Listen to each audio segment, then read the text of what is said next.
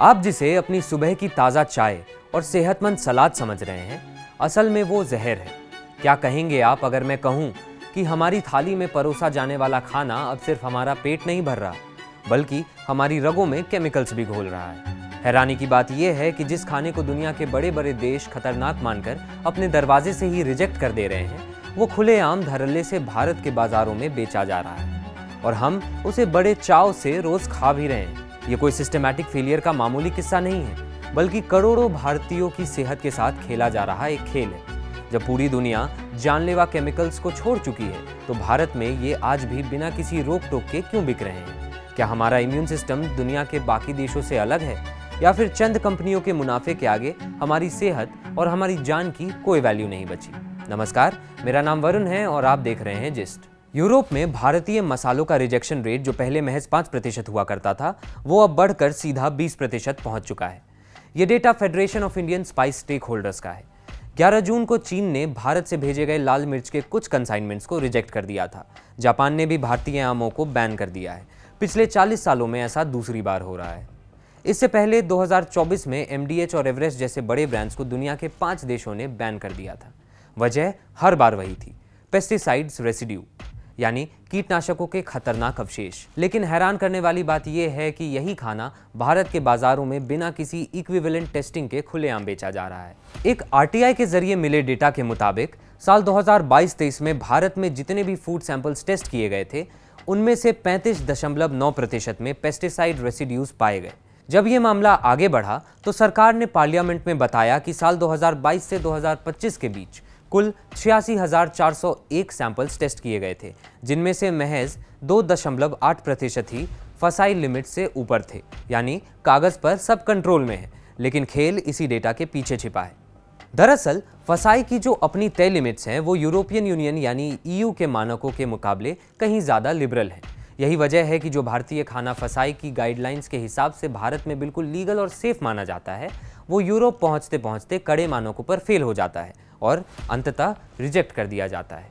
इसे समझने के लिए पहले ये देखते हैं कि ये केमिकल्स आखिर हैं कौन से। पैराक्वाट ये एक ऐसा खतरनाक सस्ता वीड किलर है, यानी घास फूस मारने की दवाई है, जिसका कोई एंटीडोट ही नहीं बना। अगर गलती से भी ये शरीर में चला जाए तो जान बचाना नामुमकिन हो जाता है। दुनिया के 74 देश इसे बैन कर चुके हैं, क्योंकि ये बॉडी के कंट्रोल खोने की और दूसरी दिमागी बीमारियों का कारण बन सकता है। विडंबना देखिए, मार्च 2026 में इसकी सबसे बड़ी विदेशी निर्माता कंपनी संजेंटा अपने UK फैसिलिटीज को बंद कर रही है, लेकिन हमारे देश में आज भी 1500 से ज्यादा फैक्ट्रियां इसे धड़ल्ले से बना रही हैं। दूसरा केमिकल है ग्लाइफोसेट। ये दुनिया में सबसे ज्यादा इस्तेमाल होने वाला वीड किलर है।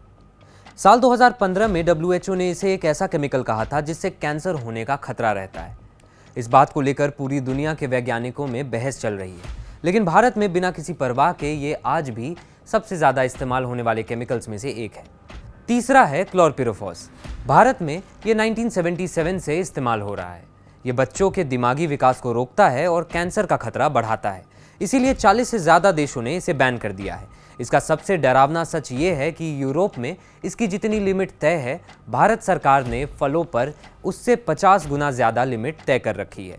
हद तो तब हो गई जब 2025 में इस पर ग्लोबल बैन लगाने की बात आई, तो भारत ने इसका विरोध किया और अपने लिए 5 साल की छूट मांग ली।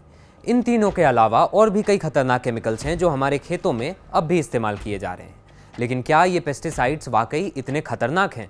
सबसे पहले एक बात समझिए, जब किसी संस्था की रिपोर्ट में लिखा होता है कि केमिकल कैंसर पैदा कर सकता है, तो उसका मतलब हमेशा ये नहीं होता कि सामान्य मात्रा में उसका इस्तेमाल सीधे कैंसर का कारण बन सकता है। इसी वजह से कई बार अलग अलग संस्थाएं अलग अलग निष्कर्ष पर पहुंचती हैं।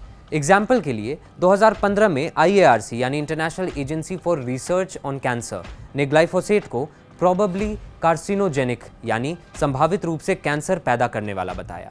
लेकिन यूरोप की EFSA और अमेरिका की EPA का कहना है कि इसके जनरल और अप्रूव्ड यूज से इससे कैंसर का जोखिम साबित नहीं होता। यानी इस पर आज भी वैज्ञानिकों की बहस जारी है। हालांकि सभी केमिकल्स को लेकर तस्वीर इतनी उलझी हुई नहीं है। पैराक्वाट को दुनिया के सबसे जहरीले केमिकल्स में गिना जाता है। इसकी थोड़ी सी मात्रा भी जानलेवा हो सकती है और इसका कोई प्रभावी एंटीडोट भी नहीं है। तो अब सवाल उठता है कि जब पूरी दुनिया इन जानलेवा केमिकल्स की हकीकत को समझकर इनसे दूर भाग रही है, तो ये केमिकल्स भारत के खेतों में और हमारी थाली में अब भी मौजूद क्यों हैं? इसके पीछे सिर्फ लापरवाही नहीं बल्कि 4 बड़े कारण हैं। पहला, छोटे किसानों की मजबूरी। भारत में 14 करोड़ से ज्यादा किसान हैं, जिनमें से ज्यादातर छोटे और सीमांत हैं। इनके लिए पैराक्वाट जैसे केमिकल्स इसीलिए पॉपुलर हैं क्योंकि ये बेहद सस्ते और असरदार हैं। जहां पैराक्वाट का एक डोज महज 50 से 100 रुपए में आ जाता है, वहीं इसके ऑल्टरनेटिव्स कहीं ज्यादा महंगे हैं। दूसरा कारण है देश का 57 साल पुराना कानून। हमारा पूरा रेगुलेटरी सिस्टम एक ऐसे कानून पर चल रहा है जो आधी सदी से भी ज्यादा पुराना है। भारत में पेस्टिसाइड्स आज भी इंसेक्टिसाइड्स एक्ट 1968 के तहत रेगुलेट होते हैं। इसे बदलने के लिए लाया गया पेस्टिसाइड्स मैनेजमेंट बिल साल 2008 से पार्लियामेंट में धूल फांक रहा है और अब तक पास नहीं हो पाया है। यही नहीं, रेगुलेशन के तरीके में भी जमीन आसमान का अंतर है।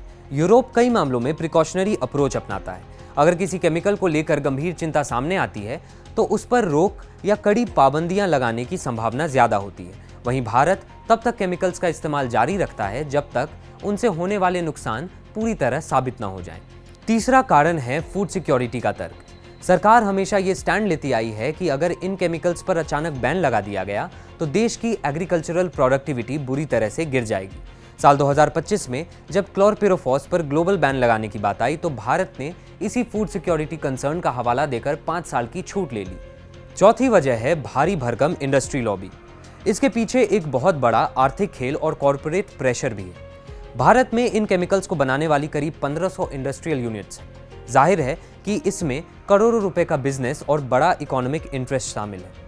साल 2019 से 2025 के बीच भारत का एग्रीकल्चरल एक्सपोर्ट 34.5 बिलियन डॉलर से बढ़कर 51.1 बिलियन डॉलर तक पहुंच गया। लेकिन ग्लोबल ट्रेड में हमारा हिस्सा आज भी 3% से कम है। वजह साफ है, दुनिया के प्रीमियम मार्केट्स में एंट्री के लिए प्रीमियम सेफ्टी स्टैंडर्ड्स चाहिए, जो हमारे पास नहीं है। ऐसा नहीं है कि बाजार में सेफ ऑप्शन मौजूद नहीं है, वो हैं, लेकिन वो बहुत महंगे हैं। बिना सरकारी मदद और ट्रांजिशन सपोर्ट के कोई भी छोटा किसान इन्हें नहीं खरीद सकता। हालांकि बदलाव मुमकिन है। बिहार, उड़ीसा और आंध्र प्रदेश जैसे राज्यों ने जब पैराक्वाट पर कड़े नियम लगाए तो वहां के किसानों ने सुरक्षित विकल्प ढूंढे और इन्हें अपनाया भी। अगर हमें अपनी थाली से इस जहर को हटाना है तो कुछ बड़े कदम तुरंत उठाने होंगे। सबसे पहले इस पर विचार होना चाहिए। दूसरा, खतरनाक केमिकल्स के सस्ते और सुरक्षित विकल्प डेवलप करने होंगे। तीसरा, किसानों को सही डोज की ट्रेनिंग देनी होगी। चौथा, सरकार को अपनी वो मॉनिटरिंग रिपोर्ट फिर से पब्लिक करनी होगी जो भारत में 2018 और 19 के बाद सामने ही नहीं आई। और पांचवा, फसाई को भारत के घरेलू खाने की टेस्टिंग को भी उसी लेवल पर ले जाना होगा जो हम एक्सपोर्ट के लिए इस्तेमाल करते हैं। अब सोचिए, क्या भारत को इन केमिकल्स को बंद कर देना चाहिए जिन्हें दुनिया के कई देश बैन कर चुके हैं? अगर हाँ, तो क्या सिर्फ बैन लगाना काफी है या फिर सरकार की जिम्मेदारी है कि किसानों को सस्ते, प्रभावी और सुरक्षित विकल्प भी उपलब्ध कराए जाएं? और सबसे बड़ा सवाल, अगर दुनिया भर के देश ऐसे ही भारत के भेजे हुए कंसाइनमेंट्स रिजेक्ट करते रहेंगे तो देश की अर्थव्यवस्था पर इसका क्या असर होगा? आप इस बारे में क्या सोचते हैं? अपनी राय हमें कमेंट्स में जरूर बताएं। देश और दुनिया की बड़ी खबरों के लिए देखते रहिए जिस्ट। शुक्रिया।